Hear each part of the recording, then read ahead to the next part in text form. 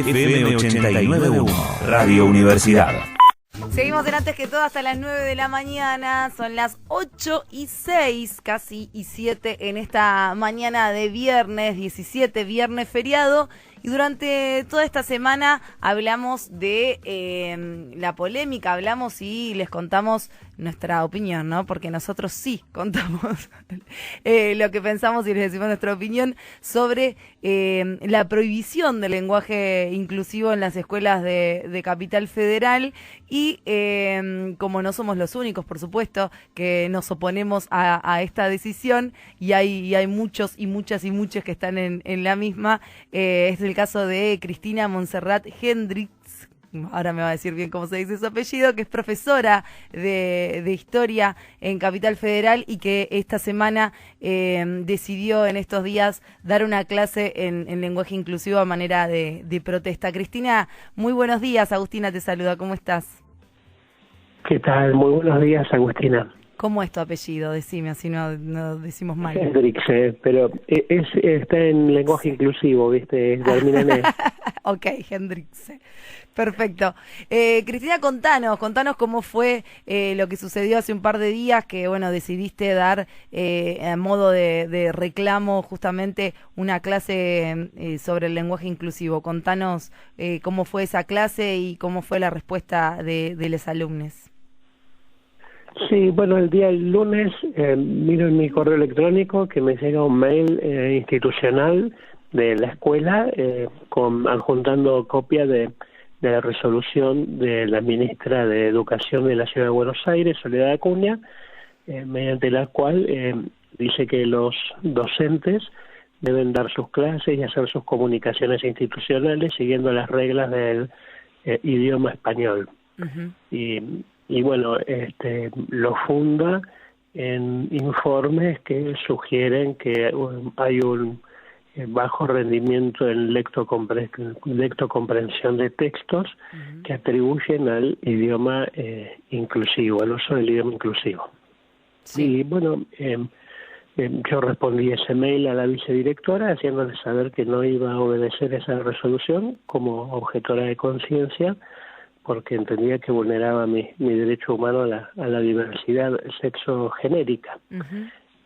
Y además por resultar de imposible cumplimiento, porque las reglas del idioma español imponen una pronunciación que diferencia las letras C de la S de la Z, que yo no conozco esa pronunciación, soy rioplatense y obviamente no hablamos con las reglas del idioma español, no usamos la L, sino que la L la pronunciamos como ye, claro. No usamos el vosotros, la segunda persona del plural, y tampoco usamos el tú, usamos el vos, o sea que es imposible seguir las reglas del idioma español, salvo que nos quieran retrotraer a las épocas de los realistas, ¿no? Antes de la independencia.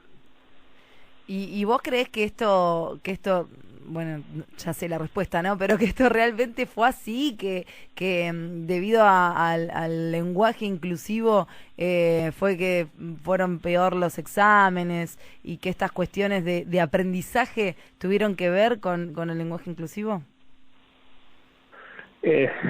No, totalmente no.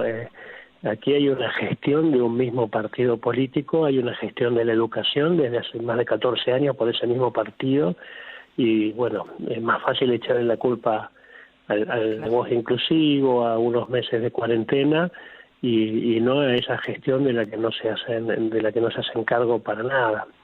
Y por otra parte, creo que no son motivaciones académicas la de esta prohibición, sino que son motivaciones netamente políticas. Están corriendo a la derecha, están queriendo cooptar el voto que recibe, o intención de voto que recibiría Javier Milei, y sacan esta resolución con posterioridad a que Milei sufre un descenso en sus encuestas, después de que manifestó públicamente que él no tenía problema en la compraventa de órganos, que los órganos podían estar en el mercado, ¿no? Claro, sí. Y bueno, salieron a buscar ese caudal de votos que se le escapa a Milei, y por eso se corren a la derecha, y además no se les ocurre ninguna idea, no se les cae ninguna idea, porque esto es copia de lo que están haciendo otros movimientos de la nueva derecha en el mundo. No hace un mes que el estado de Florida prohibió que en las escuelas se dijera la palabra gay, que se hablara de las de las diversidades sexuales. Inclusive el estado de Florida está en un conflicto con la empresa Disney, a la cual la presionó para que eliminara personajes diversos, personajes trans en sus animaciones. Por suerte la empresa Disney rechazó esas presiones del gobierno y hasta está en cuestionamiento si Disney va a seguir o no en el estado de Florida, ¿no? Así que bueno, eso entiendo yo que son las motivaciones de la ministra, motivaciones que tienen que ver con la política y no con la educación, y que se dictan desde sillones de la estrategia política y no desde las aulas, donde nosotras estamos en contacto permanente con alumnos, alumnas, alumnes de la diversidad, que encuentran en la escuela un lugar de contención donde sus padres, sus compañeros, compañeras, compañeros los contienen. Tenemos 2 casos en la escuela normal 6 de chiquitos varones trans de 5º año que en sus familias no son reconocidos sus derechos humanos a la identidad de género. Uno de sus progenitores en cada uno de sus casos, de estos 2 casos, se oponen a prestar la conformidad para que rectifiquen sus nombres de pila y sexo en sus partidas de nacimientos y DNI, y es la escuela el lugar de contención donde sus compañeros los llaman por el nombre y los tratan de acuerdo al género autopercibido. Estos chiquitos están muy angustiados por lo que pasa en sus casas, y esto preocupa a los preceptores. Inclusive una preceptora me pidió que los escuchara a estos chicos, los recibiera después de mis horas, lo que ocurrió. Estuve hablando con ellos, y es una situación muy, muy delicada que preocupa a toda la comunidad educativa, y esta resolución para este tipo de casos es un detonador muy peligroso, y nosotras como docentes tenemos que cuidar a nuestros adolescentes, ¿no? Claro, eso es lo que decíamos estos días acá en la radio, que es lo que pasa, ¿no? Con las diversidades, porque quizá es muy fácil la queja, es muy fácil lo que primero se dice es sí, están distorsionando el lenguaje, pero nadie piensa, o quienes deciden, quienes toman estas decisiones no piensan en esos chiques que realmente la pasan mal, seguramente, y que con este tipo de decisiones quedan excluidos, ¿no? Que justamente luchan porque esto así no pase. ¿Qué es lo que dicen los jóvenes, ¿no? Por lo menos en la escuela que vos estás, ¿cuál es la respuesta ante esta decisión? Bueno, yo te cuento mi experiencia del miércoles.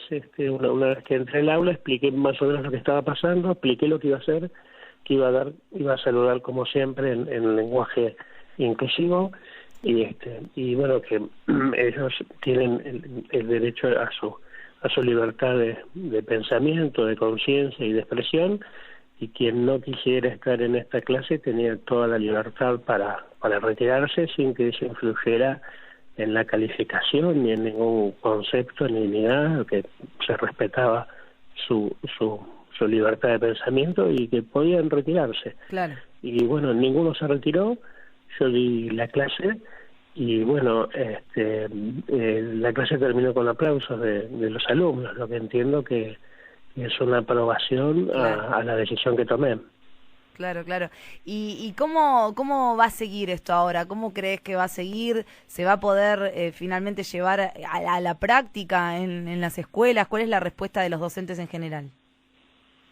Sí, mis compañeras, las que yo tengo contacto, me enviaron mensajes de WhatsApp de solidaridad y de apoyo, y que ellos, bueno, no se van a exponer comunicando expresamente que se oponían y que iban a desobedecer, pero de hecho lo están haciendo. Ah, ok. No, porque digo, también es una cuestión complicada para los puestos de trabajo, ¿no? De los docentes y las docentes, porque si les abren sumarios, me imagino que eso claro, les complica la carrera. Claro, obviamente, sobre todo para los que tienen una sola actividad, su única actividad es la docencia. En mi caso yo tengo otras actividades, soy abogada. Sos abogada, ¿no? Sí. Y bueno, soy abogada, soy trans, me puedo parar sin que me afecte sustancialmente una eventual otras suspensión. herramientas, claro. Otras herramientas, y entonces, bueno, me parece que no puedo hacerme la que no pasa nada y mirar para el otro lado y cuidar mi billetera. Y bueno, si me afectará un poco, me haré cargo, veré cómo lo compenso, pero no me puedo quedar quieta porque yo soy profesora de historia, no doy historia. Y esto de las exclusiones, de las discriminaciones ante el malestar de la gente después de la Primera Guerra, ya ocurrió en la Italia de la década del 20, perdón, en la Italia de la década del 20 y en la Alemania de la década del 30, generando movimientos como el fascismo y el nacionalsocialismo. Claro. Y terminó en la década del 40, donde estas personas que se creían que tenían una supremacía, como ahora Milei cree que tiene una supremacía estética y moral, esta gente creía que tenía una supremacía racial y había inventado triángulos de colores, ¿no? A los judíos les ponían triángulos amarillos y a las personas trans nos ponían triángulos rosas, y terminamos en los campos de concentración, ¿no? Siendo exterminadas en Auschwitz y en Birkenau, junto con los judíos, con los gitanos, con los comunistas. Entonces, bueno, acá un poco revive el poema de Bertolt Brecht, ¿no? Que venían por los comunistas, no era comunista y no me importó, venía por los judíos, no era judío, no me importó, y ahora vienen por mí y es demasiado tarde. Bueno, me parece que estamos a tiempo de parar esto y que no se repita en el siglo XXI lo que ocurrió tristemente en el siglo XX, ¿no? Sí, y las prohibiciones, ¿no? Que las prohibiciones nunca pueden traer buenos resultados, y más cuando se trata de los jóvenes que son los que necesitan del apoyo, de la contención y no de la prohibición. Muchas gracias, Cristina, por este ratito, por atendernos un feriado, y bueno, seguramente hablaremos más adelante para ver cómo sigue esto allá en Capital, que sabemos que también hay diputados de la provincia que quieren hacer lo mismo en las escuelas de la provincia de Buenos Aires, o sea que es un debate que sigue.